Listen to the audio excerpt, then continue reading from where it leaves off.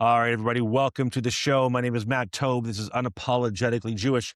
Have an incredible guest today, and I really wanted to bring him on after I watched Piers Morgan the other day. Right now, we've got John Spencer. Now, John Spencer is the executive director of the Urban Warfare Institute and a leading expert on urban warfare. Retired U.S. Army officer, he studied combat in dense cities for decades and has visited Gaza since October 7th, meeting military from Israeli officials and observing operations. John, I want to jump right into it. First of all, thank you so much for joining me tonight. I know you're so busy. I really want to thank you for giving us the time. Thank you, Matthew. So, Thanks for having me. absolutely. And I want to jump right into it. Let's really go into, before we go into Pierce Morgan, let's go into the simple stuff. Simple. We're talking about genocide. People often use genocide to describe wars with high civilian deaths, but legally it means something much more specific. Can you just help define that and where we're at and why it's being used as such an simple tool to cause division and confusion? Sure. I wouldn't even go into the legal definition. I mean, it's more of a words have meaning. That word was created after the Holocaust to describe the worst human thing that can ever happen.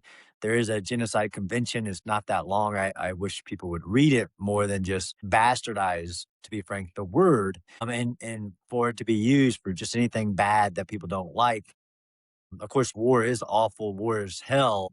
There is no number. If you read the Genocide Convention, there is no number that hits it. You're at genocide. The Genocide Convention requires intent to destroy in whole and part an ethnicity, a religious group, and a couple other categories where you're intending to destroy a group. And it actually mentions a couple of acts, of course, killing members of the group. But like what we've seen in Russia and Ukraine, you can actually be transferring babies out of Hmm. from a group, which is what Russia's been doing in Ukraine. And those are genocidal acts. But it is that intent that is really the standard for it. Like, what are you intending to do? And this is where people will start to get to all the numbers, to be very frank. And what I say to people they're all forms of lies, damn lies, Right. statistics. Where did that number come from? What story are you trying to tell? And yes, for some reason, people will take a number and then say genocide is happening. Although, not that to be macabre, I can give you a whole bunch of numbers from wars happening right now that people don't call them genocides. Really, the anti intellectual aspect of this is if I can just create a number and no matter where the number came from and call it genocide, then all wars are Yeah. genocide. Well, and again, not to diminish the word genocide. It's when it comes to Gaza and Israel, I researched this up ages ago. The first mention of genocide, I do believe, from my last count, was 2000. When they really brought it out, screaming genocide was 2012, when 11 people were killed in Gaza, and immediately became it's a genocide. And it's almost like the word has been thrown like spaghetti against the wall until it sticks. And with what happened on October 7th and in the following 2.5 years, it's stuck. Right. And that's part of the problem. But they've been trying to use that word for so long. And then when you look at actual other genocides occurring, nobody talks about the genocide in Rwanda back in the 90s. Like there are all these things that have misplaced. That was a genocide, right? This is not. So they're just trying to extrapolate any number. And then we can look into all the arguing of genocide. In Gaza, the numbers have been going up in the population, which is the opposite of the genocide. So, I mean, on this, I mean, if we're going to talk about Gaza specifically, I've written in opposition to even genocide professors of genocide history, saying that I'm a war scholar and there is no genocide in Gaza. Actually, from my own eyes, what I've seen in Gaza is the opposite of genocide. It is the intent to protect civilians, take precautions for civilians.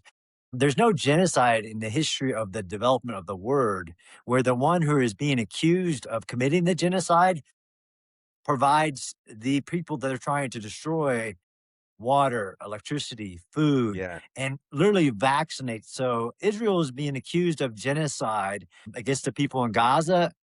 The people that they stopped their war to get their hostages back, to vaccinate the entire population and sent more than 2.2 million tons of food from October 2023 to October 2025.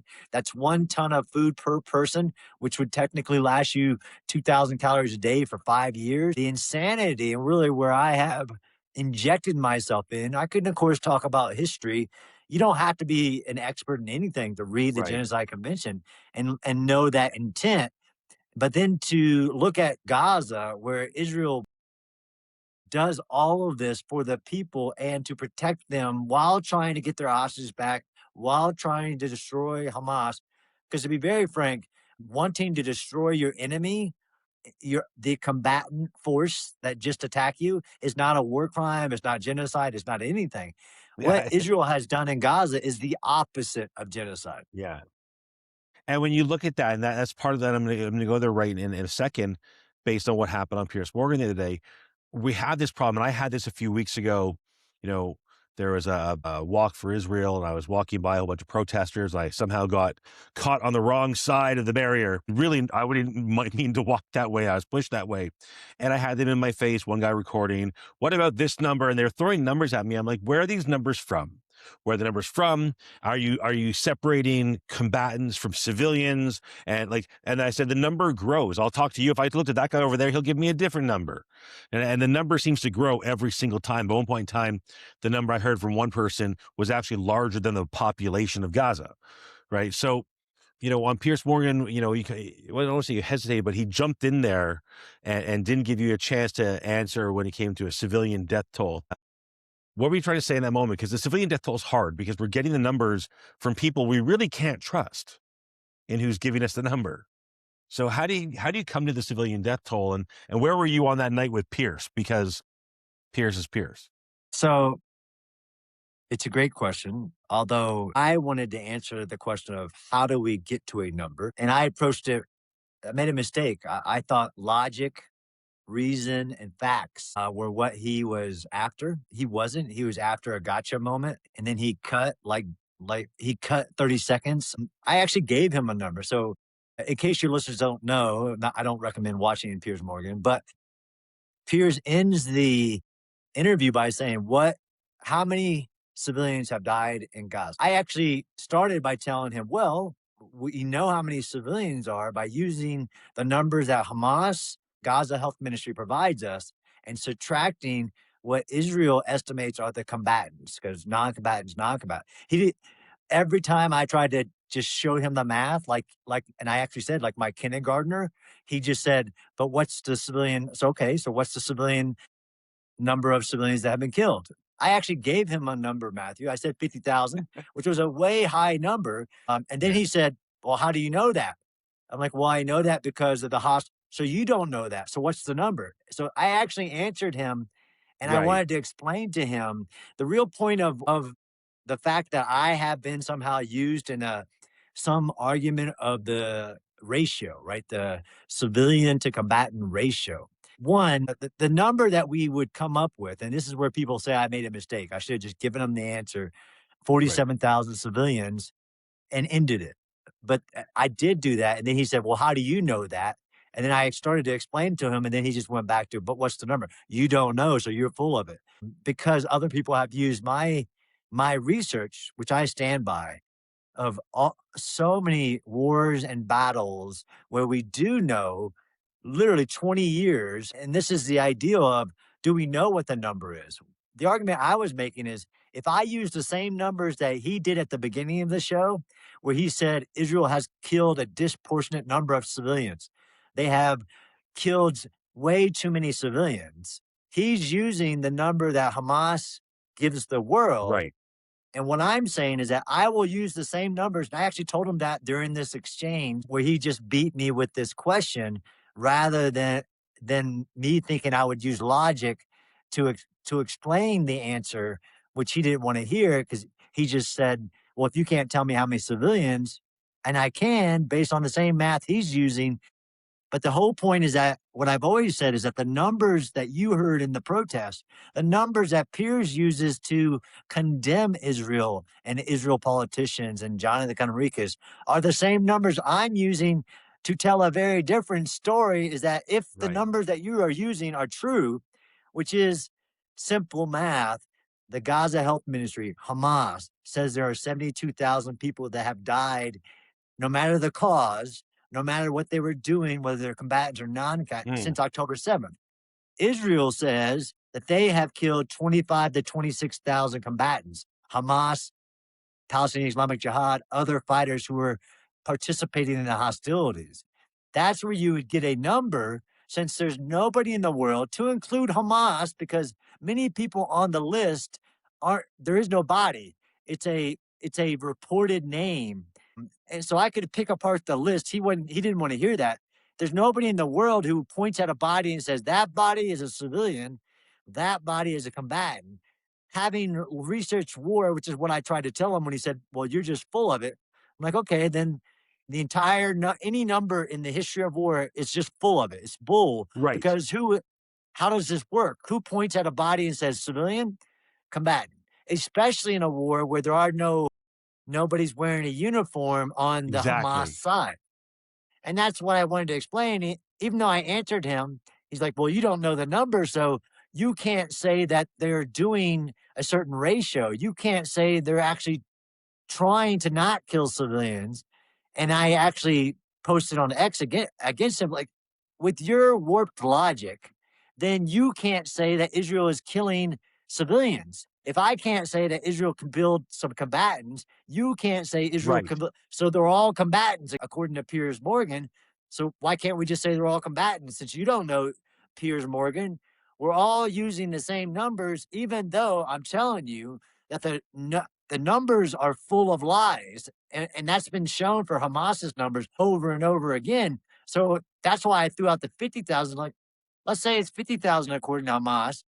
Well, if you're going to believe Hamas, then you probably should believe Israel. And that's the true root of the problem, Matthew, is that they don't want to believe Israel, anybody who's even viewed as a pro-Israel or pro-truth or anything. They just They don't want wanna the hear you. biggest number that they can have, and then they start playing around with percentages and things like that. I said in earlier, like way back in the October 7th war, I have said, and it stands true today, that if you took both Hamas's number and Israel's number, then Israel would still have a historically low civilian to combatant ratio in urban warfare with any similar context, Right. although there isn't any. Now, that gets kind of paraphrased as John Spencer says Israel has the lowest civilian to combatant ratio in the history of war. I don't say that, but I say that it would be historically low. But Matthew, that's not the way that war works. Just like you started with the Gaza genocide thing, any number doesn't mean genocide. It could be way bigger. It wouldn't mean genocide. That's not the way genocide convention works, as you know, intent. Well, I can tell you that no matter the number that somebody creates, that's not the indicator whether Israel did something wrong, something immoral, something unethical. It's in the war, you look at what did the military know before they took an action? What did they do to prevent harm if there are civilians present? And that part of the show were actually explained to him in detail that Israel has taken more measures, as in actual feasible, reasonable steps to try to Right. prevent civilian death than any military in history. And that stands the test of times. That's a fact based on all that Israel's done. That matters as much as any number that whomever's giving you the number, as in what did Israel know when it took a airstrike? What was the actual intelligence? What did they do to try to prevent it? Like to get this, Yeah. ask the civilians to get out of harm's way, use different types of munitions and all this. But that's the aggregating of the data, Matthew. So that's the other thing that he wouldn't let me explain. That if I actually take the Battle of Rafah, right? Because if you talk about the Gaza war, you're talking now about 2.5+ years of fighting and all the numbers thrown together to make Israel look bad. But if we Right. actually separate it, like I do in all around the world, two battles. So you'd have the Battle of Gaza City, the Battle of Khan Yunis.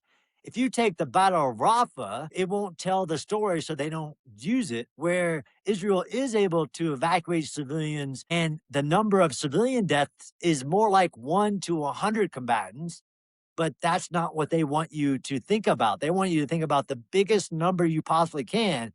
Say that I'm full of it when I use Hamas's numbers and I use Israel's numbers, but they don't want Israel's numbers. They want you to believe that that 72,000 is all civilians, that it's all women and children, and that there is no combatants. Like Israel is the worst military in history. One, they're if they were trying to commit a genocide, they're the worst military They're the person. worst military in the world.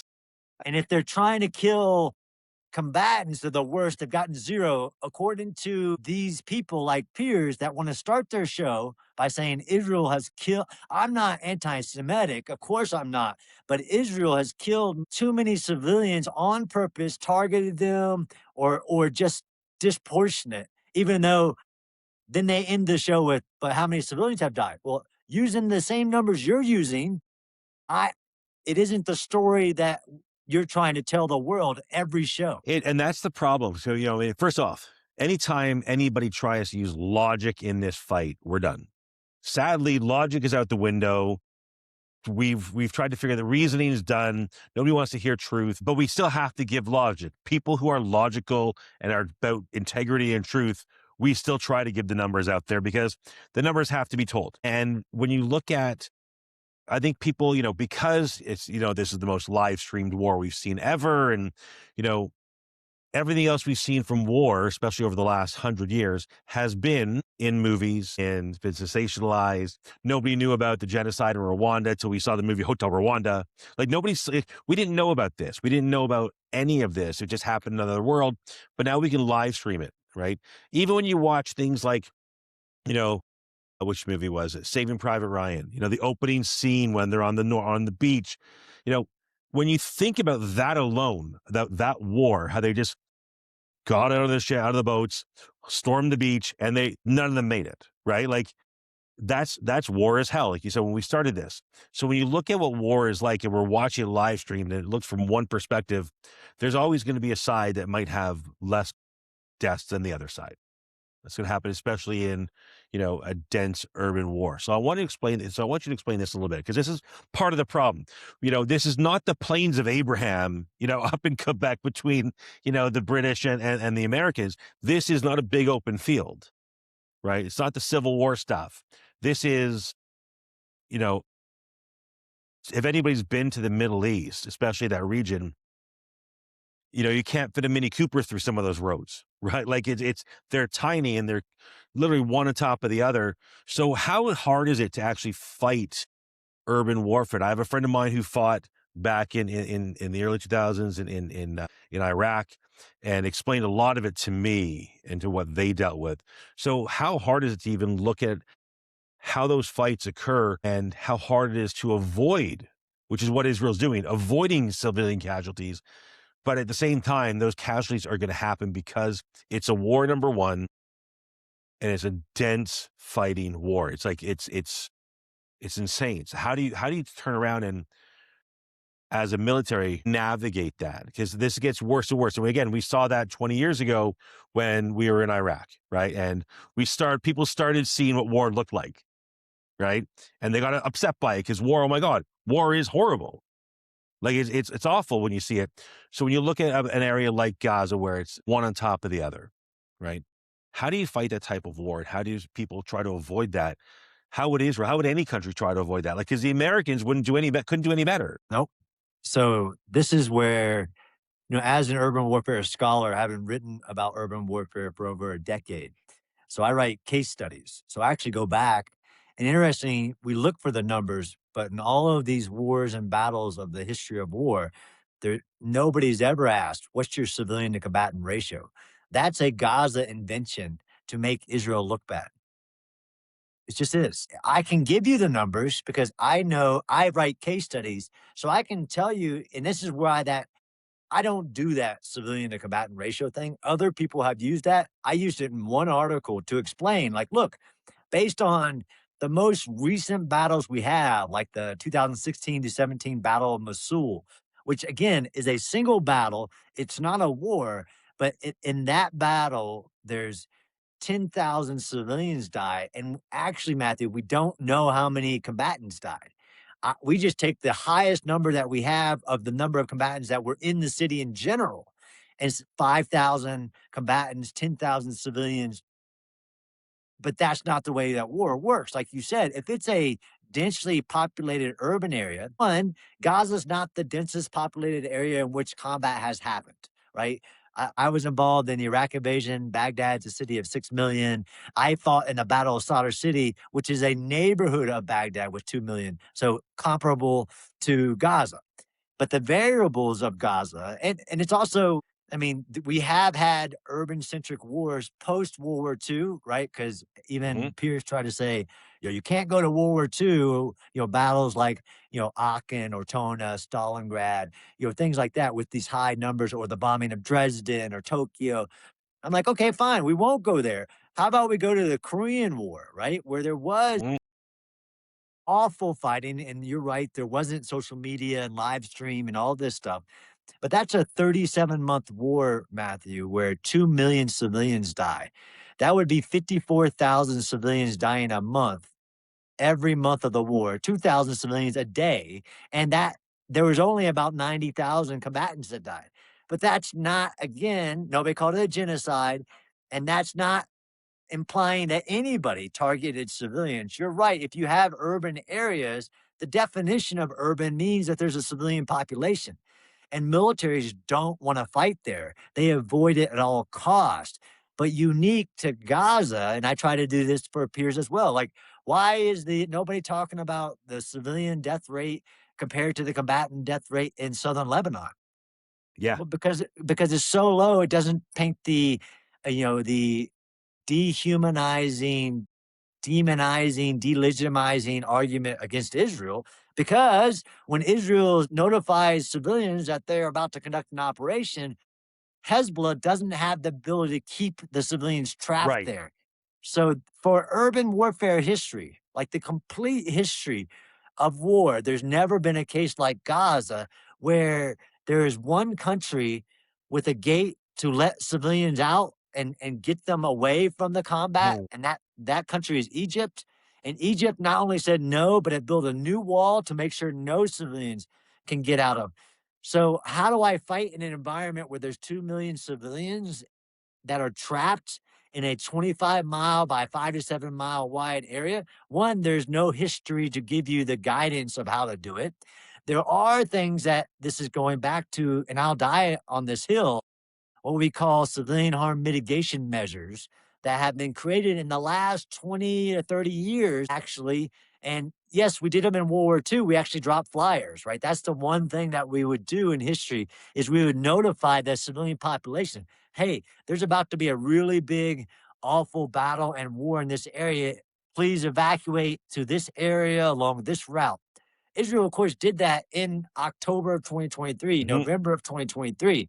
And they also did this other list that I've quoted, if you want to go through them, the phone calls, the roof knocking, the Text handing out messaging. Yep. text messaging, the handing out of their map.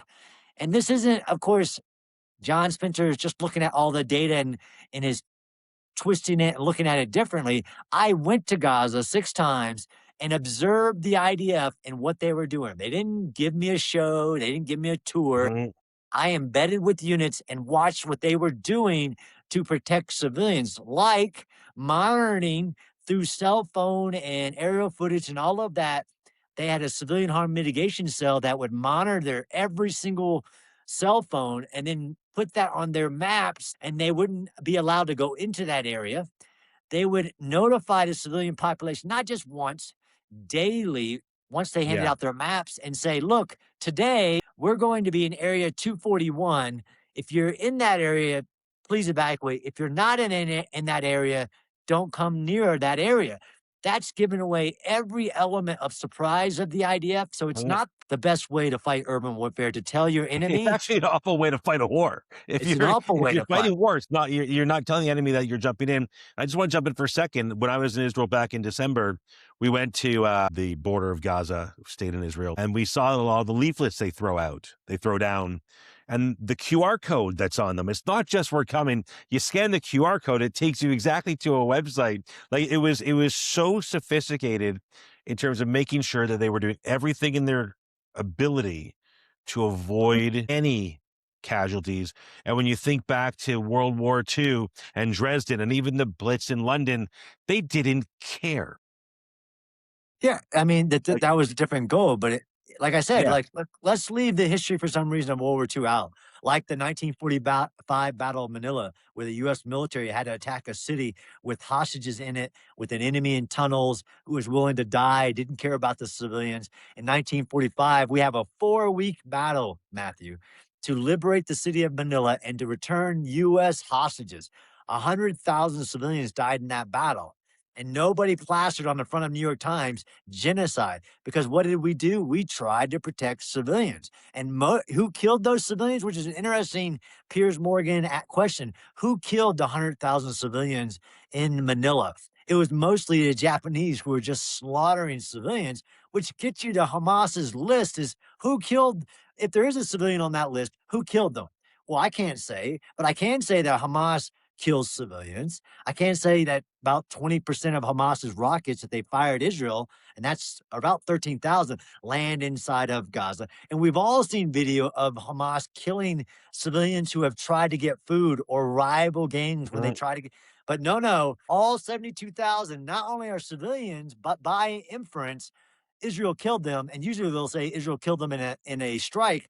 Although even people on that list were so-called civilians who died on October 7th in Israel, killing true right. Israeli civilians.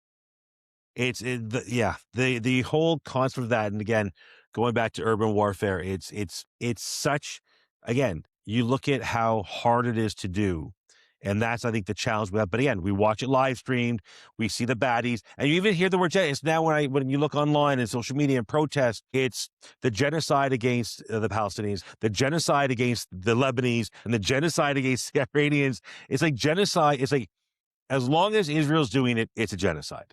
And they've actually dumbed down that word to as far as I'm concerned, it means nothing.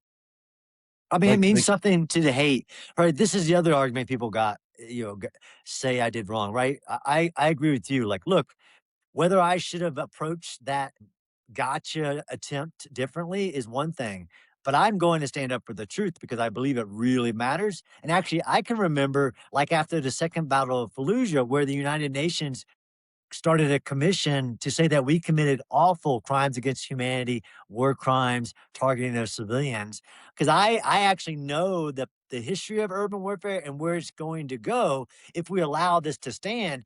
I mean, you're writing a blueprint for Hamas, Matthew, or not yeah, just Hamas, anybody. Well, all I have to do is kill my civilians and give out fake numbers of how many civilians have died, and the world will take that and demonize the actual one protecting themselves. I know it matters, and that's the aspect of what I will tell. I will fight for the truth, and maybe it won't go well when I'm trying to use facts, reason, logic, history, science, but I'm still going to fight for that because I really think it matters. it does matter. And the biggest part about that is making sure we get that truth out there. And that's really what you're doing. Because you're going up against any number of people who are just lying, sensationalizing it. There's one enemy. Israel is the enemy. That is it. They can do no right. I mean, they can cure cancer. They're still the enemy. It's still the bad guy. So So, yeah, yeah, the one other thing is, of course, civilians have died in Gaza. That's a yeah, we're not fact, denying and that. I am pissed about that. Mainly, but I'm pissed at different people because I'm more. I guess I'm not. I'm using logic to my fault that I'm pissed at Hamas for killing civilians, using their civilians as human shields, killing hostages, violations. All of these are violations. And I'm most pissed at Egypt and all of the nations of the world, to include Canada, for not forcing Egypt to open the gate, create a displaced person. I actually interviewed Israel's leadership, like Ambassador Dermer, who said, passed a UN Security Council resolution demanding and saying that the Gazan people will return after Hamas is destroyed in this displaced persons camp in the Sinai Desert. So I'm actually pissed about civilian death, and after any civilian death is wrong. But the ideal that you can fight an urban battle without civilian death is not historically proven. And what Israel has done is that story should be out there. The How much have they put their own IDF soldiers at risk, their population at risk, in Mhm. order to do the right thing, not because they legally, that's it's not a legal argument. It's Right. it's the actual moral, ethical argument of what the IDF have actually done in Gaza. And if nobody's been there, if nobody's using the same numbers, then this is a problem about the actual fight for the truth that really should matter. So, and again, I agree with you there. I have one more question before I know you. I don't want to waste more of your time or take up more of your time. And any death is awful deaths. Civilian deaths are horrible. Military deaths are horrible unless they're the combatants who we don't like. But the challenge is we're not going to make they're not going to make a difference now. Getting them crossed into the Sinai Desert, no matter what we said or no tried, was never going to happen. But how do we get this message out more? How do we push it? Because we're going uphill the entire way, right? It's like my dad said when he, growing to school, he went uphill both ways in the snow, right? How do we change this? Like, you're speaking the truth. I'm trying to speak the truth. Is there a way? And I know, I think we are in a world where things are just taken so the wrong way, and it's being blown up, and people like headlines. I think since, 2020, it's only headline news. Nobody actually digs in and researches anything. Do you think if we can change this and we keep on speaking the truth, do you think this goes back to people finally understanding? There's always going to be the people who don't, right? Like, do you think this message is going to resonate eventually? Eventually, Pierce Morgan's going to have to go the other way and start telling the truth. Eventually, maybe. No, We hope. I I doubt mean, it. he starts his show with Israel has committed disproportionate killing of civilians, even if he doesn't say they intentionally killed, but he will say that as well. Intentionally killed civilians, intentionally killing too many civilians. And then his logic is the numbers that Hamas gives us, that is truth, and anything that Israel says is not the truth. How do we change people? And this is the other criticism I got. And I actually don't like playing the numbers game because, like I said, I want to go into the actual analysis of the complete context, right? The how many fighters, and I asked Piers this, and he couldn't. He's like, "Well, that's not." I'm asking you the question of Yeah. how many fighters does people believe are in Gaza? How many combatants?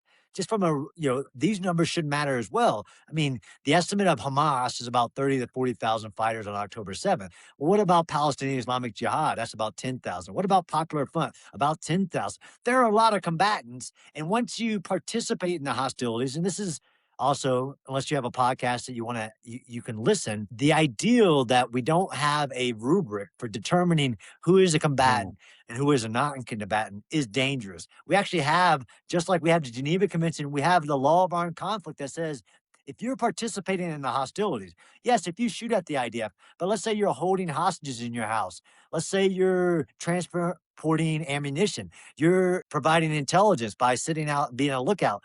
That makes you a combatant, and you can lawfully be targeted and killed while you're doing those activities. And that's why this argument for me, yes, it's going to be hard, Matthew, to break through emotion, right? They see the pictures of dead children and it's emotion. No matter what John Spencer says, I'm not going to get through. And of course, the hate monger and click interested influencers are riding on that emotion without logic, right? Logic doesn't matter to them, but it still has to matter. So I might be talking into a chasm when I'm battling emotion. I don't like playing a numbers game because that's not how war works. But I do Right. have, if you want to do comparative analysis, this is where people say like worse than X, Y, and Z. Like, actually, if I'm using the same numbers you are, it is not, and it actually shows how much care Israel, again, going back to if Israel's trying to kill civilians, they're really bad at it kind of Yeah. argument, which is just a different way that, of course, we have to keep talking about the truth. I won't convince those that no matter what is said, they can't be convinced. But there are rooms where it matters more, right? Like in the halls of parliament, in the halls of governments and United Nations. If they start spouting the lies and like Hamas's numbers and say, like the UN recently validated a report without evidence that Israel is killing children and And with committing intent. genocide by that Yeah. fact, right? They connected two different topics, both without evidence, both with a number, Matthew. And the number has no actual, well, who gave you the number?